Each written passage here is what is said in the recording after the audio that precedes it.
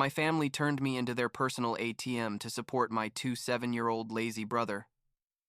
But when I discovered their secret plan, I exposed everything publicly and left them speechless with a revenge they'll never forget. I'm 25 years old, work in tech since I got out of college, and what I'm about to tell you is basically how my family tried to turn me into their personal ATM and how I got revenge in a way that still makes me smile when I think about it. I know how it sounds. Like revenge sounds immature and all that, but trust me, when you hear the full story, you're going to understand why I had to do it. I guess I should start from the beginning so it all makes sense. My family was never perfect, like no family really is, but I also didn't think they were that manipulative until all this happened. I have an older brother, Jason, who's 27 years old, and he was always like my parents' favorite child. I knew that since I was a kid, but it never bothered me that much because, well, I was just a child and didn't really understand what it meant. Jason was always the one who could get away with everything. Could come home late, not do his homework, basically do whatever he wanted, and my parents would just say he was going through a phase or that he needed to find his way, that kind of excuse parents use when they don't want to admit they're spoiling one of their kids. I, on the other hand, was always the responsible one, the one who got good grades, the one who followed the rules, the one who went to college and got a decent job as soon as I graduated. I worked at a tech company, nothing super glamorous, but it paid well, and I had gotten a small but comfortable apartment near my job. Truth is, I was pretty happy with my life. I had my space, my independence. I could do whatever I wanted without having to explain myself to anyone. I had been living alone for like 2 years when all this started, and I thought I had finally managed to establish myself as an independent adult. You know what I mean? Jason, on the other hand, was still living with my parents in the house where we grew up. At 27 years old, he was still in his childhood bedroom, didn't have a steady job, basically just played video games all day and went out with his friends at night. My parents always said he was looking for work, that he was sending out applications, that he just needed time. But I knew it was a lie because every time I went to visit them, I'd find him on the couch with a controller in his hand and no real urgency to change his situation. I don't know. Maybe part of me felt a little envious that he could live like that without worries while I was working 8 hours a day plus commute time. But it also bothered me to see how my parents allowed it. So one day my parents invited me to dinner, like a special family dinner, and I thought maybe it was for a birthday I had forgotten or something. I went to their house, and my mom had cooked my favorite food, lasagna with that garlic bread she makes, that's incredible, and everything seemed very nice and normal. Jason was there too, which was weird because he normally didn't participate much in family dinners. He preferred to eat in his room while gaming. We ate and talked about casual things, about my job, their neighbors, normal family conversation stuff. But then, when we were finishing dessert, my dad got all serious and said they needed to talk to me about something important. That's when they started with their speech, and I have to admit it was well prepared because my mom is good at manipulating when she wants to be. They told me they had been thinking a lot about my situation, that I was spending so much money on rent every month when I could be saving for my future, to buy my own house someday, to have an emergency fund. They said it would be much smarter financially if I moved back home for a while, that I could stay in my old room, that it would be temporary while I saved enough money for a down payment on a real house. It sounded reasonable when they put it that way. Honestly, I was paying like $1,200 a month in rent plus utilities, and if I could save that for a year or two, it would be a considerable amount of money. My mom kept saying they missed me, that the house felt empty without me, that it would be nice to have the family together again. My dad added that they would only ask for a symbolic contribution for food and utilities, like $300 a month, which honestly was a steal compared to what I was paying. And well, Jason was sitting there nodding as if this whole conversation made perfect sense, saying it would be great to have his little brother back home. I should have seen it coming, seriously. Looking back, all the signs were there, but I was too focused on the numbers to see the real plan. I thought maybe my parents really were worried about my financial future, and the idea of saving that much money each month was tempting. There was also a part of me, I guess, that wanted to believe that maybe my family valued me and wanted me close. It's stupid, but we all want to think our families love us unconditionally, right? So, anyway, I accepted. I gave notice at my apartment, packed all my stuff, and a month later I was back in my childhood bedroom with my old posters still on the walls and my twin bed that was too small for me now that I had grown since high school. The first few days were weird, like going back to an old version of yourself that doesn't really exist anymore, but I thought I'd adjust.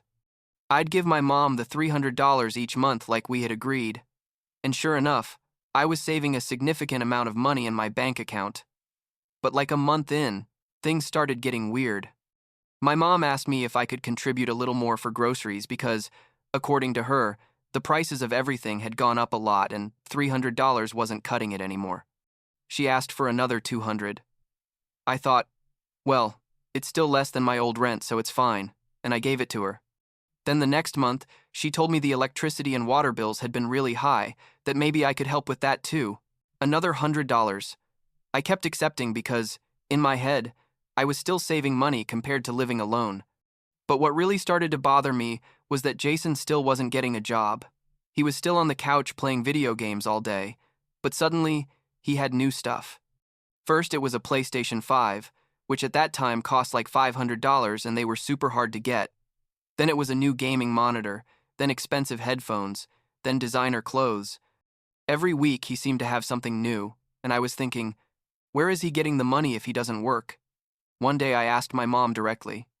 I said, "Mom, how is Jason able to buy all that stuff if he doesn't have a job?" And she gave me this vague answer about how maybe he had saved money from before, or maybe his friends were giving him things, or he was finding incredible deals online. But I knew she was lying. I could see it in how she avoided my gaze when she spoke. I asked my dad, and he basically told me not to get into Jason's business, that everyone handled their money however they wanted. The situation continued like this for months, me paying more and more money to supposedly help with household expenses while Jason kept getting new stuff without working. By the fourth month, I was contributing almost $600 monthly, plus I was buying my own groceries, because it turns out the house food was never enough for me. It always disappeared before I could eat it. I started suspecting Jason was eating my stuff too. But when I'd confront him, he'd just laugh and say I was being paranoid. What really was the final straw was when I came home from work one day, and my room was a mess. Not like when you yourself leave things messy, but like someone had come in and gone through everything. My work laptop was on my bed when I always left it on my desk. Some of my drawers were open, and a $20 bill I had left on my nightstand was missing. I confronted Jason because obviously it had. He'd been him. There was nobody else in the house during the day, and he denied everything but with that stupid smile that showed he knew exactly what he had done. I yelled at him, like really yelled at him, in a way I had never done before. I told him I was sick of his parasite attitude, that he was a useless freeloader, that at 27 years old he should be ashamed of living off his parents and apparently also stealing from his brother. He laughed in my face and told me I was a fool for paying so much money to live there, that he lived for free, and I was the idiot who was subsidizing his lifestyle. He literally said that, like it was funny, like he was proud of living off my money. That's when everything clicked in my head. My parents had never wanted to help me save money. They had never cared about my financial future. They had convinced me to move back so I could pay for Jason's expenses. Every extra dollar they had asked from me had gone directly to financing his parasite life. The high electricity bills were because he left his gaming setup on 24 hours a day. The expensive groceries were because he ate like money grew on trees. Everything, absolutely everything, had been an elaborate scam to turn me into their income source. I went upstairs furious, started packing my stuff immediately. I wasn't going to stay one more day in that house. My mom came into my room asking what I was doing, and when I told her I was leaving, she started with her manipulation tactics again. She said I was being dramatic, that I was misinterpreting everything, that Jason hadn't done anything wrong. I showed her my missing bill, and she said maybe I had spent it and didn't remember. I explained that I had been paying for months to support Jason, and she started crying, saying how could I accuse them of something like that they only wanted the best for me. My dad arrived and took my mom's side, of course. He told me I was being disrespectful, that I should apologize to my mom for making her cry, that I couldn't leave because we had made an agreement. I told him the agreement was to pay $300, not $600 or more, and it definitely didn't include financing my freeloader brother's lifestyle. My dad got really angry and started yelling at me, saying I was an ungrateful son, that after everything they had done for me, this was how I repaid them, trying to abandon them when they needed me most. And there's the key, you see? When they needed me most. He didn't say when I needed them most, or when it was best for me. They needed me because, without my money, they couldn't keep Jason in his cloud of ignorance and comfort. It had always been about Jason, always about protecting him and keeping him happy, while I had to be the responsible one, the one who worked, the one who contributed. I was sick of that role in the family. I finished packing that night while my parents kept yelling at me and begging alternately. Jason didn't even come up from his cave in the living room. He probably didn't even care that I was leaving because he knew his parents would find another way to support him. I called my friend Ben, who had been my roommate in college, and asked him if I could crash on his couch for a few days while I found a new apartment. He said yes immediately, without asking questions, and I went to his place that same night, with my suitcases in my car. The next few days were exhausting. Apartment hunting while working full-time wasn't easy, but I was so motivated to get out of that situation that basically every free hour I dedicated to searching. I found a decent place after like 2 weeks, signed the lease, and officially moved in. It was more expensive than the apartment I had before, but I didn't care. It was worth every penny for the peace of mind of not being under the same roof as my manipulative family. During that time, my parents wouldn't stop calling and texting me. At first, it was more manipulation. Please come back. They were so sorry. They would talk to Jason. But when they saw I wasn't coming back, the tone changed to anger. My mom sent me a super long text saying I was a terrible son, that family should help each other, that someday I would understand when I had my own kids. My dad left me a voicemail saying I was disowned, as if they had anything of value to inherit, which almost made me laugh. Like 6 months passed and I was really good, honestly. My job was going excellent. I had gotten a raise. My apartment was my sanctuary, where I could do whatever I wanted without family drama. I had started going to the gym, going out more with friends. Basically, I was living my best life without my family's toxicity. I hadn't talked to any of them in all that time. I had blocked Jason completely and only kept my parents unblocked in case of any real emergency. Then one day I got a call from my mom. Her tone was completely different, super sweet and loving, as if nothing had happened. She asked how I was. Missed me so much that the family wasn't the same without me. I was super skeptical, obviously, but I let her talk. Then she got to what she really wanted to tell me. She said that she and my dad had been thinking that the family needed to reconnect. That bad things had happened, but it was time to leave them behind and create new memories together. She proposed we take a family vacation, all together, to some nice place where we could relax and fix our differences. I asked her where she was thinking, and she said the Bahamas, that she had seen some incredible resorts with beautiful beaches and activities for the whole family. She said we could spend a week there, that it would be the perfect opportunity to start over as a family. I asked her directly who was going to pay for these vacations, and she got all nervous, said, well, maybe we could split the costs among everyone, that it wouldn't be that much if we divided it. I told her Jason didn't work, so obviously he couldn't contribute, and she said, well, maybe me and my parents could cover it and Jason would pay us back later when he got a job. Something in her tone let me know there was something fishy, but I decided to play along. I told her I'd think about it and call her back. I hung up and sat there thinking about what they were plotting now. It couldn't be that they genuinely wanted to reconnect, not after everything that had happened, and especially not after 6 months of silence. There had to be something more. I decided to do something I probably shouldn't have, but I don't regret.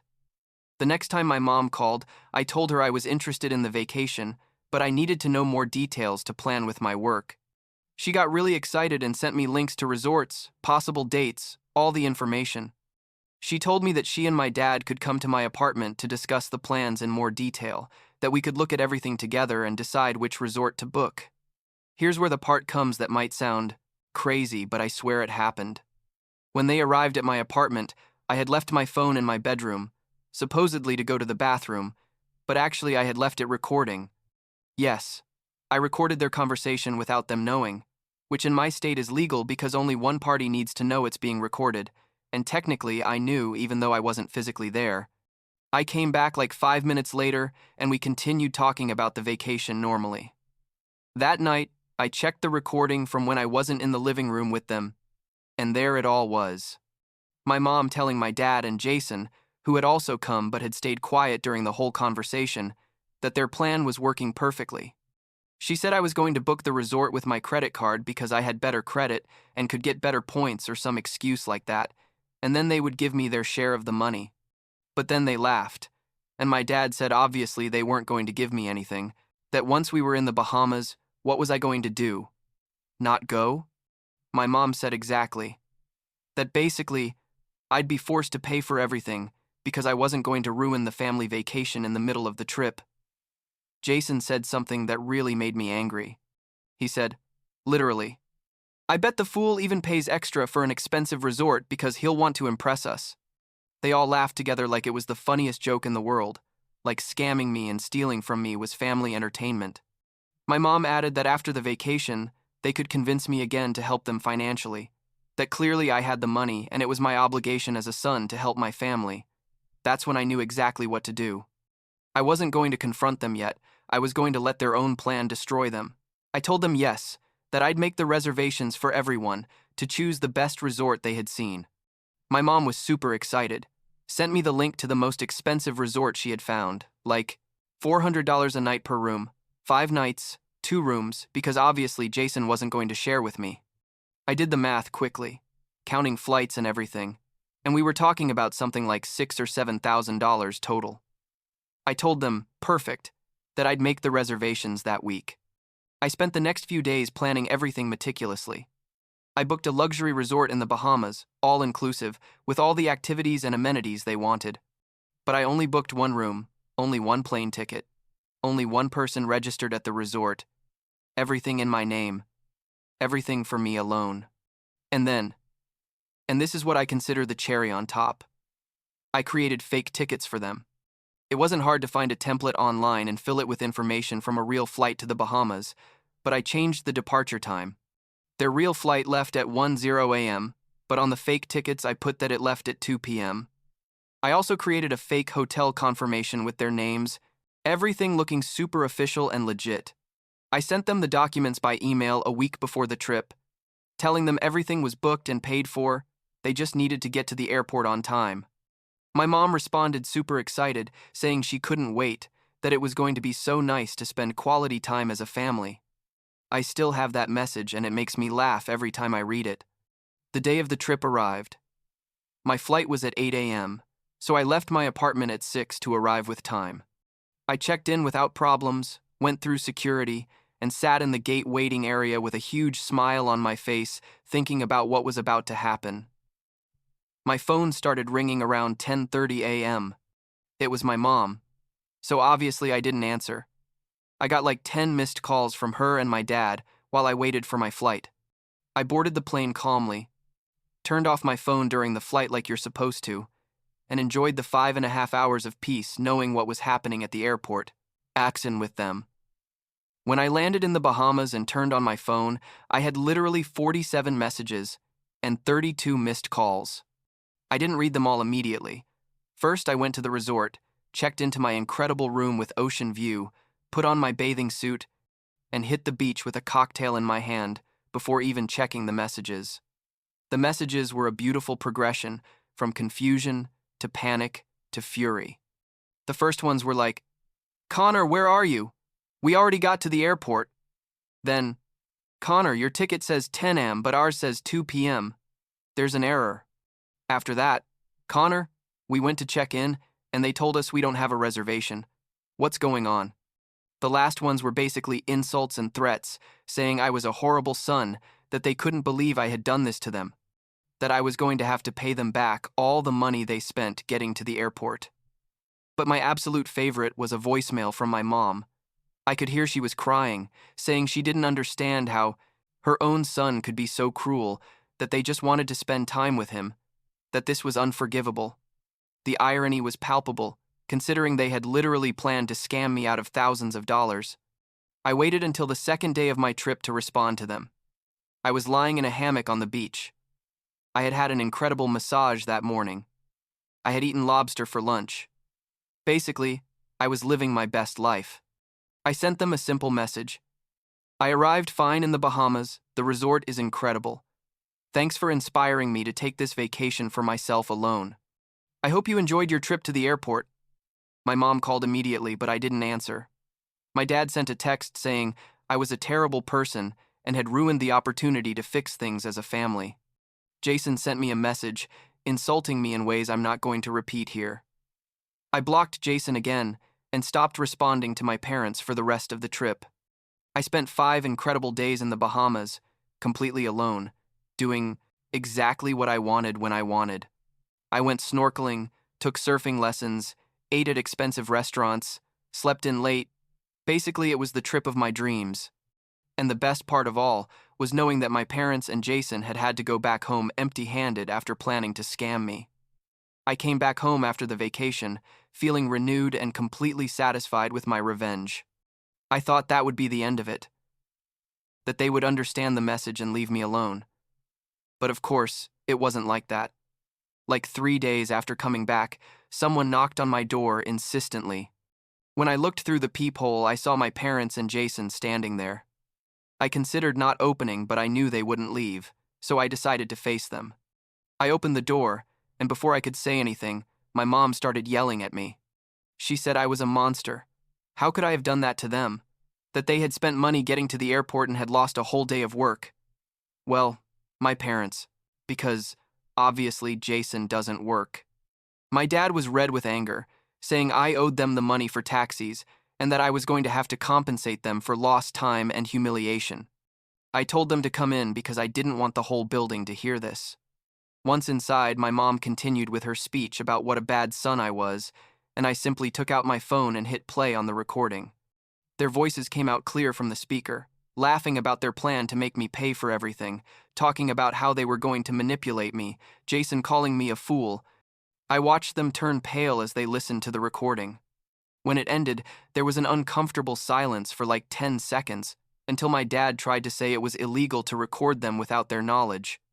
I informed him that in this state, you only need consent from one party, and I knew I was recording, so it was completely legal. My mom tried to say I had misinterpreted what they said, that they were joking, but it was obvious they were caught. I told them I was sick of their manipulation, that they had used me as an ATM for months when I lived with them, that they had tried to scam me out of thousands of dollars with the fake vacation, and that if they tried anything like that again, I was going straight to a lawyer. Jason stayed quiet the whole time, basically looking at the floor, probably realizing his income source had ended permanently. My dad tried to grab the phone from my hand, but I pulled it away quickly. I told him I had copies of the recording in several places, and if they tried anything against me or my property, I'd send it to the whole extended family. That calmed them down quickly because the last thing they wanted was for uncles, cousins, and grandparents to know what kind of people they really were. I kicked them out of my apartment and told them never to come back. My mom still tried the emotional manipulation tactic, crying and saying someday I'd regret treating my family like this, but this time it didn't work. I watched them leave and closed the door feeling lighter than ever. I thought that would be enough for them to understand, but turns out it wasn't. A few weeks later, I started getting messages from uncles and cousins asking why I had been so cruel to my parents, why I had ruined a family vacation, basically telling me I was a bad son. It was obvious my parents had been spreading their version of the story, playing the victims and painting me as the villain. This really bothered me because not only had they used and manipulated me, now they were ruining my reputation with the rest of the family. So I decided to do something that maybe was nuclear, but honestly, I think it was necessary. I wrote the whole story, just like I told it here, but obviously adapted for Facebook, and posted it on my wall. I included the audio recording as an attachment so everyone could hear it. The response was immediate and massive. My inbox filled with messages from relatives saying they had no idea my parents had treated me like that now they understood my side of the story, that I had every right to get revenge. Some cousins shared their own stories of how my parents had always favored Jason, things I didn't know, but that confirmed it wasn't just my imagination. This had been a lifelong pattern. My parents obviously found out about the post quickly. My mom called me hysterical, screaming how dare I humiliate them publicly, that I had ruined their reputation, that nobody in the family was going to talk to them ever again.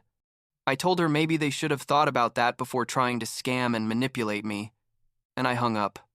Then both of them, my mom and dad, showed up at my apartment again. This was like 2 days after the post. They were furious, demanding I delete the post and publish an apology.